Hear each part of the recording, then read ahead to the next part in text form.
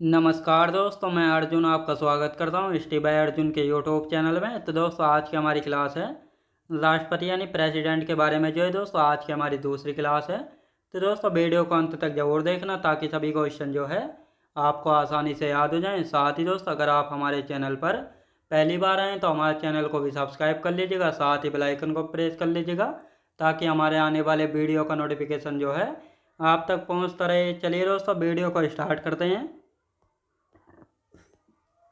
तो आज की क्लास में हम स्टार्ट करेंगे दोस्तों आर्टिकल 60 से जो है बात करने वाले हैं हम। दोस्तों, आर्टिकल 60 से हम बात करने वाले हैं। अब 2 मिनट जो है हम कल की क्लास का रिवीजन करेंगे, उसके बाद हम आगे की चर्चा करेंगे।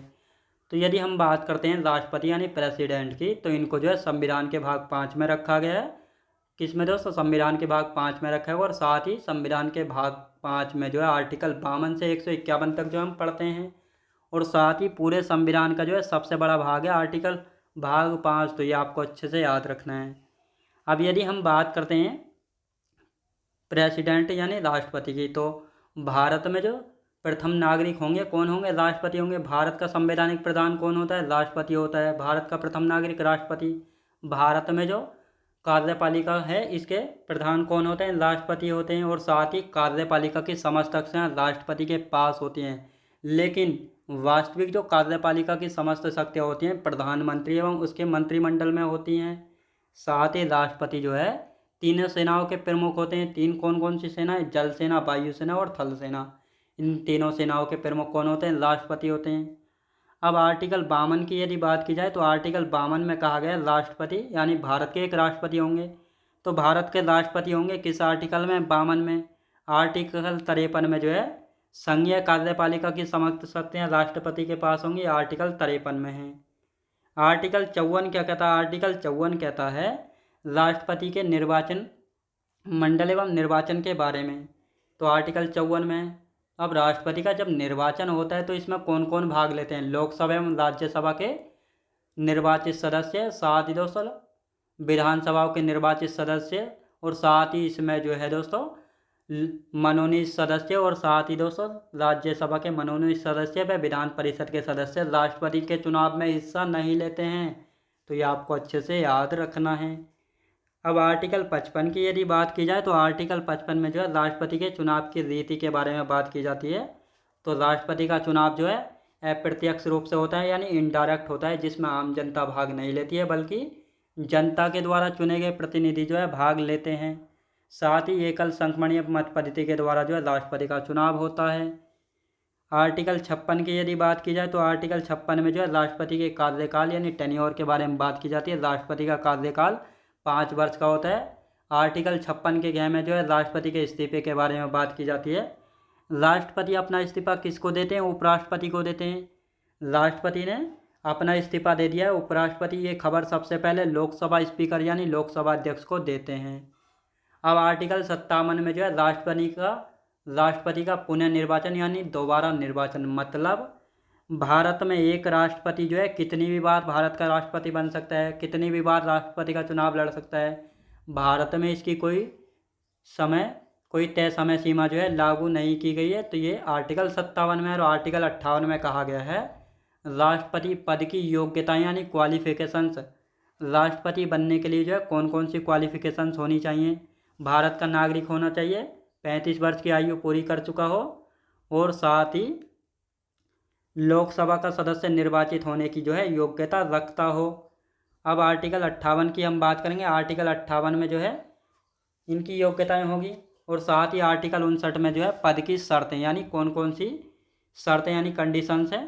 तो यानी किसी पद के लाभ यानी किसी लाभ के पद पर नहीं होना चाहिए बल्कि सरकारी नौकरी के पद पर नहीं होना चाहिए बड़े। साथ ही यदि हम बात करते हैं दिवालिया अथवा पागल नहीं होना चाहिए, और साथ ही जो है भारत का नागरिक होना चाहिए। ये थी कंडीशंस। तो इन सभी तक हम पढ़ चुके थे कल की क्लास में, आर्टिकल 59 तक। अब इससे आगे बात करेंगे हम आर्टिकल 60 के बारे में। तो आर्टिकल 60 क्या कहता है? ये कहता है भारत के राष्ट्रपति के शपथ के बारे में। जो भारत के राष्ट्रपति को शपथ दिलाई जाती है, शपथ की व्यवस्था जो आर्टिकल 60 में है। अब राष्ट्रपति को शपथ जो है सर्वोच्च न्यायालय के न्यायाधीश यानी जो सुप्रीम कोर्ट है, सुप्रीम कोर्ट के जो मुख्य न्यायाधीश होते हैं इनके द्वारा जो है राष्ट्रपति को शपथ दिलाई जाती है। अगर किसी समय राष्ट्रपति के शपथ के समय जो है मुख्य न्यायाधीश उपलब्ध नहीं होते हैं, तो इनके बाद जो है सुप्रीम कोर्ट के सबसे वरिष्ठ जज जो है यानी सबसे सीनियर जज शपथ दिलाते हैं राष्ट्रपति को। अब आर्टिकल 61 क्या कहता है? आर्टिकल 61 कहता है भारत के राष्ट्रपति पर महाभियोग, यानी राष्ट्रपति अपने पद पर रहते हुए संविधान का उल्लंघन करते हैं, संविधान का अतिक्रमण करते हैं, तो उन पर जो है महाभियोग लगाकर उनको उनके पद से हटाया जा सकता है। यानी पहले प्रस्ताव जो है लोकसभा में फिर राज्यसभा में पेश होगा और 1/4 सदस्यों के हस्ताक्षर इस पर होने चाहिए। जब ये पास हो तो ये 2/3 बहुमत से जो है पास होना चाहिए और इसके बाद जो है राष्ट्रपति को 14 दिन पहले जो है नोटिस दिया जाता है कि आपके ऊपर जो है महाभियोग प्रस्ताव जो है लाया जा रहा है। और साथ ही जो प्रस्ताव की प्रक्रिया ये यूएसए से लिया गया है, यानी जो राष्ट्रपति पर महाभियोग की प्रक्रिया ये कहाँ से? यूएसए यानी अमेरिका के संविधान से लिया गया है। साथ ही संविधान का अतिक्रमण करने पर जो है ये प्रस्ताव लागू किया जाता है। और यहाँ पे एक नोट लिखेंगे, यानी अभी तक किसी भी राष्ट्रपति पर महाभियोग नहीं चलाया गया है। यानी भारत में जितने भी अब तक राष्ट्रपति हुए हैं उनमें से किसी पर भी अभी ये महाभियोग जो है नहीं चलाया गया, तो ये भी आपको अच्छे से याद रखना है। ये था आर्टिकल 61। अब आर्टिकल 62 की बात करेंगे, तो अनुच्छेद 62 राष्ट्रपति पद की रिक्ति भरने के लिए चुनाव कराने का समय, यानी आर्टिकल 62 कहता है जब राष्ट्रपति का पद खाली होता है तो उस समय चुनाव कराने का समय कितना होता है? तो जब राष्ट्रपति का पद खाली हो तो 6 माह के अंदर जो है चुनाव कराने चाहिए। तो ये आर्टिकल 62 कहता है जब राष्ट्रपति का पद खाली हो तो 6 माह के अंदर जो है चुनाव कराने चाहिए। अब दोस्तों आर्टिकल 63 से 70 तक जो है उपराष्ट्रपति के बारे में है, तो जब हम उपराष्ट्रपति पढ़ेंगे तब इनके बारे में अच्छे से पढ़ेंगे। अभी केवल हम राष्ट्रपति पढ़ रहे हैं तो केवल राष्ट्रपति से संबंधित जो है आर्टिकल यहाँ पे पढ़ेंगे। अब यहाँ पे हम बात करते हैं राष्ट्रपति की शक्तियाँ। तो राष्ट्रपति को कौन कौन सी शक्तियाँ मिली हुई हैं? तो अनुच्छेद 72 कहता है क्षमादान की शक्तियाँ। किसकी दोस्तों? क्षमादान की शक्तियाँ, यानी राष्ट्रपति जो है फांसी की सज़ा भी माफ़ कर सकते हैं।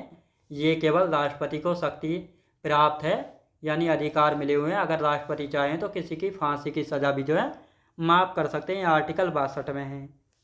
अब आर्टिकल 85 की हम बात करते हैं, तो इसमें किसके बारे में? इसमें कहा गया है राष्ट्रपति प्रधानमंत्री की सलाह पर लोकसभा को भंग कर सकता है, संसद के सत्रों को छत्रावसान या सत्राहुत जो है कर सकता है। आर्टिकल 85 कहता है राष्ट्रपति जो है प्रधानमंत्री की सलाह पर लोकसभा को भंग कर सकते हैं। तो यह आर्टिकल 85 में है। अब यहाँ पे हम बात करेंगे आर्टिकल 86 के बारे में। तो आर्टिकल 86 क्या कहता है? आर्टिकल 86 कहता है राष्ट्रपति द्वारा संसद तक अपना संदेश भेजा जा सकता है। यानी आर्टिकल 86 में जो है राष्ट्रपति को अधिकार मिला हुआ है, राष्ट्रपति जो है संसद तक अपना संदेश भेज सकते हैं आर्टिकल 86 के तहत। अब यहाँ पे दोस्तों हम बात करने वाले हैं अनुच्छेद 87 के बारे में। अनुच्छेद 87 क्या कहता है? अनुच्छेद 87 कहता है राष्ट्रपति संसद में अपना विशेष अभिभाषण दे सकते हैं, यानी राष्ट्रपति जो है संसद में अपना विशेष अभिभाषण दे सकते हैं। आर्टिकल 87 में है। अब आर्टिकल 108 क्या कहता है? आर्टिकल 108 की यदि हम बात करेंगे तो ये क्या कहता है? ये कहता है राष्ट्रपति साधारण विधेयक पर संयुक्त अधिवेशन बुला सकते हैं। मतलब जब किसी कानून या विधेयक को लेकर जो है लोकसभा और राज्यसभा में मतभेद हो तो उस समय जो है राष्ट्रपति साधारण विधेयक पर जो है संयुक्त अधिवेशन बुला सकते हैं लोकसभा और राज्यसभा का। और अब तक जो है कुल 3 बार संयुक्त अधिवेशन बुलाया जा चुका है। यानी जब दहेज अधिनियम 1961 था, बैंकिंग सुधार अधिनियम 1978 में, आतंकवाद संबंधी अधिनियम 2002 में, यानी अब तक जो है राष्ट्रपति के द्वारा 3 बार संयुक्त अधिवेशन बुलाया जा चुका है। यानी दहेज अधिनियम 1961, बैंकिंग सुधार अधिनियम 1978, आतंकवाद संबंधी अधिनियम 2002। तो इन 3 अधिनियम के तहत जो है अब तक 3 बार संयुक्त अधिवेशन बुलाया जा चुका है राष्ट्रपति के तहत। और ये आर्टिकल 108 के तहत जो है राष्ट्रपति संयुक्त अधिवेशन बुला सकते हैं साधारण विधेयक पर। तो ये आपको अच्छे से याद हो गया होगा। अब आर्टिकल 123 की हम बात कर लेते हैं। आर्टिकल 123 क्या कहता है? राष्ट्रपति द्वारा अध्यादेश जारी कर सकते हैं, यानी राष्ट्रपति जो है अध्यादेश जारी कर सकते हैं जब सदन का कोई भी सदन ना चले, यानी संसद का जब कोई भी सदन ना चले, यानी लोकसभा और राज्यसभा जब ना चलें तो उस समय राष्ट्रपति अध्यादेश जारी कर सकते हैं। अध्यादेश जारी से कर सकते हैं जब सदन संसद में कोई भी सदन न चले और अधिकतम जो है ये अध्यादेश 6 महीने तक जो है लागू रह सकता है। तो ये आपको अच्छे से याद रखना है। संसद द्वारा 6 महीने में जो है यानी 6 सप्ताह में जो है अनुमोदन मिल जाना चाहिए, तभी तक जो है अध्यादेश रुक सकता है, नहीं तो 6 माह तक जो है लागू हो सकता है। तो ये आपको याद रखना है। अब आर्टिकल 143 क्या कहता है? आर्टिकल 143 क्या कहता है? ये कहता है उच्चतम न्यायालय यानी सुप्रीम कोर्ट न्यायालय के जो मुख्य न्यायाधीश होते हैं राष्ट्रपति सलाह ले सकता है। आर्टिकल 143 कहता है सुप्रीम कोर्ट के जो मुख्य न्यायाधीश यानी सीजीआई होते हैं उनसे जो है राष्ट्रपति सलाह ले सकते हैं। अब चाहे माने या ना माने ये राष्ट्रपति के ऊपर है, लेकिन सलाह ले सकते हैं, ये आर्टिकल 143 कहता है। तो ये था आर्टिकल 143। अब आते हैं राष्ट्रपति की आपातकालीन शक्तियाँ। तो राष्ट्रपति की जो आपातकालीन शक्तियाँ मिली हुई हैं आर्टिकल 352 से 360 तक जो है दी हुई हैं। अब इन आपातकालीन शक्तियों की हम बात करते हैं। तो राष्ट्रपति अनुच्छेद 352 के तहत राष्ट्रीय आपातकाल घोषित कर सकते हैं। तो राष्ट्रपति जो है आर्टिकल 352 के तहत जो है क्या कर सकते हैं? राष्ट्रीय आपातकाल जो है घोषित कर सकते हैं, यानी इमरजेंसी लगा सकते हैं। यानी बाह्य आक्रमण होने पर, युद्ध की स्थिति में, सशस्त्र विद्रोह होने पर। यानी जब राष्ट्रपति जो है आर्टिकल 352 के तहत राष्ट्रीय आपातकाल घोषित करते हैं तो किन कारणों के कारण किया जा सकता है? बाह्य आक्रमण होने पर, यानी किसी बाहरी आक्रमण होने के समय, साथ ही युद्ध की स्थिति में और साथ ही सशस्त्र विद्रोह होने पर। जब भारत देश के लोग जो है शस्त्र लेकर जो है विद्रोह करने पर उतर आएँ तो उस समय जो है इमरजेंसी यानी आपातकाल घोषित जो है किया जा सकता है। तो ये आपको अच्छे से याद रखना है। और अब तक जो है कितनी बार राष्ट्रीय आपातकाल घोषित हो चुका है? अब तक जो है 3 बार राष्ट्रीय आपातकाल जो है लग चुका है। तो दोस्तों अब तक कितनी बार जो है राष्ट्रीय आपातकाल लग चुका है? 3 बार लग चुका है।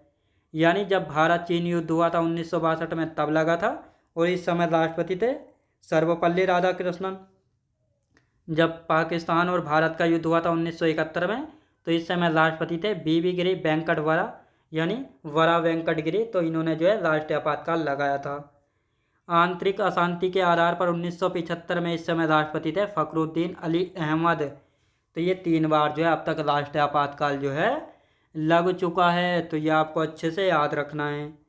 अब दोस्तों यहाँ पे हम बात करते हैं यानी 44वां संविधान संशोधन अधिनियम 1978 द्वारा जो है आंतरिक अशांति शब्द को हटाकर जो है सशस्त्र विद्रोह शब्द जोड़ा गया था। यानी यहाँ पर जो है एक संशोधन किया गया था 44वां संशोधन अधिनियम 1978। इसके द्वारा जो है ये आंतरिक अशांति शब्द को हटाया गया था और इसके द्वारा जो है सशस्त्र विद्रोह शब्द जो है जोड़ा गया था। राष्ट्रीय आपातकाल के समय अनुच्छेद 358 के तहत जो है आर्टिकल 19 को जो है समाप्त कर दिया जाता है। यानी जब राष्ट्रीय आपातकाल लगा हुआ होता है तो अनुच्छेद 358 के तहत जो है अनुच्छेद 19 को जो है समाप्त कर दिया जाता है जब तक राष्ट्रीय आपातकाल लागू होता है। क्योंकि आर्टिकल 19 में जो है हमें बोलने का अधिकार होता है, बोलने की स्वतंत्रता जो है मिली हुई है। तो इसीलिए जब राष्ट्रीय आपातकाल लागू होता है तो उस समय अनुच्छेद 358 के तहत जो अनुच्छेद आर्टिकल 19 को जो है समाप्त कर दिया जाता है। और साथ ही राष्ट्रीय आपातकाल एक बार में केवल 6 माह के लिए जो है लग सकता है, लेकिन राष्ट्रपति द्वारा जो है राष्ट्रीय आपातकाल को संसद द्वारा 1 माह या 30 दिन में जो है अनुमोदन जो है मिल जाना चाहिए। अगर इतने दिन में जो है अनुमोदन नहीं मिलता है तो उसके बाद जो है राष्ट्रीय आपातकाल जो है लगा दिया जाता है। तो ये आपको अच्छे से याद रखना है। तो ये केवल 6 माह के तक जो है लागू रह सकता है। तो ये आपको अच्छे से याद रखना है। अब यहाँ पे हम बात करेंगे राष्ट्रीय आपातकाल अनुच्छेद 359 के तहत जो है अनुच्छेद 20 एवं 21 को छोड़कर जो है बाकी सभी मौलिक अधिकार राष्ट्रपति द्वारा समाप्त कर दिए जाते हैं। यानी जब राष्ट्रीय आपातकाल लगा हो तो राष्ट्रीय आपातकाल में जो अनुच्छेद 359 के द्वारा अनुच्छेद 20 एवं 21 को छोड़कर जो है बाकी सभी मौलिक अधिकार जो है राष्ट्रपति द्वारा समाप्त कर दिए जाते हैं। तो ये आपको अच्छे से याद रखना है। अब यहाँ पे हम बात करेंगे आर्टिकल 356 के तहत ये कहता है राष्ट्रपति शासन यानी संसद द्वारा जो है 2 माह या 60 दिन में अनुमोदन मिल जाना चाहिए राष्ट्रपति शासन राज्यपाल की सिफारिश पर। अब दोस्तों यानी जब राज्य में जो है कोई भी सीएम हो या मुख्यमंत्री हो, जब कानून के दायरे में रहकर जो है काम नहीं करते हैं तो उसमें जो है राज्यपाल की सिफारिश पर जो है राष्ट्रपति शासन जो है लागू कर दिया जाता है। किसी भी राज्य में संसद द्वारा जो है 2 माह या 60 दिन के अंदर जो है क्या अनुमोदन मिल जाना चाहिए। अगर इतने दिन में अनुमोदन नहीं मिलता है तो फिर राष्ट्रपति शासन लागू हो जाता है किसी भी राज्य में। इसे अधिकतम जो है 3 साल तक के लिए जो है लागू किया जा सकता है। सबसे पहले पंजाब में लगा था 1951 में, जब ये राज्य नहीं हुआ करता था बल्कि पैप्स जो है हुआ करता था। सर्वाधिक बार जो है मणिपुर में 11 बार और उत्तर प्रदेश में जो है 10 बार जो है लगाया गया है अब तक राष्ट्रपति शासन। तो ये आपको अच्छे से याद रखना है। तो ये था दोस्तों आज के क्लास में राष्ट्रपति के बारे में, जिसमें सारे पॉइंट आपको अच्छे से क्लियर हो गए होंगे। तो मैं उम्मीद करता हूँ आपको वीडियो क्वालिटी कंटेंट वगैरह सभी कुछ आपको पसंद आया होगा। पसंद आया तो लाइक से और सब्सक्राइब करना बिल्कुल भी ना भूलें। साथ ही दोस्त अगर आप हमारे चैनल पर पहली बार आएँ तो हमारे चैनल को भी सब्सक्राइब कर लीजिएगा, साथ ही बेल आइकन को प्रेस कर लीजिएगा ताकि हमारे आने वाले वीडियो का नोटिफिकेशन आप तक पहुंचता रहे। चलिए दोस्तों मिलते हैं नेक्स्ट वीडियोज़ में।